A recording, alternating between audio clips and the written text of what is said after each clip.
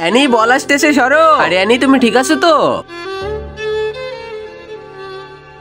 পরের বার চোখ খুলে চলবে। আর এই ছেলেকে দেখেই তো আমি ভালোবেসে ফেললাম। তখনই আমি দেখতে পাই ছেলেটি কোন মেয়ের সাথে দেখা করতে আসছে। দিদি ওই মেয়েটা অনেক সুন্দর, ওর সাথে আমার সেটিং করে দাও না। চিন্তা করো না, কাজ হয়ে যাবে। আর যখনই আমি অফিসে যাই ওখানে গিয়ে তো আমার স্বপ্নের রাজকুমারকে দেখতে পাই। ঠিক আছে তাহলে এবার আমি যাইতেছি।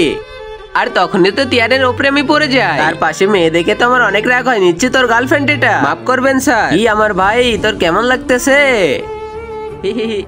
আরে শোনো, আজকে অফিসে কি হতে যাচ্ছে? আরে আমাদের তিয়ান স্যার কাউকে প্রপোজ করবে। ওই কথা শুনে তো আমার অনেক খারাপ লাগে, কারণ আমার ভালোবাসা অন্য একজনকে তো প্রপোজ করবে। আরে ইয়াসকে এত তাড়াতাড়ি কিভাবে আসলো? আসলে স্যার যখন এসে গিয়েছে সমস্যা নাই। আসলে অ্যানি আমি তোমাকে অনেক ভালোবাসি, তুমি কি আমার গার্লফ্রেন্ড হবে? কিন্তু তিয়ান তোমার তো গার্লফ্রেন্ড আছে। আরে না, কি বলতেছো? তো আমার বোন হয়।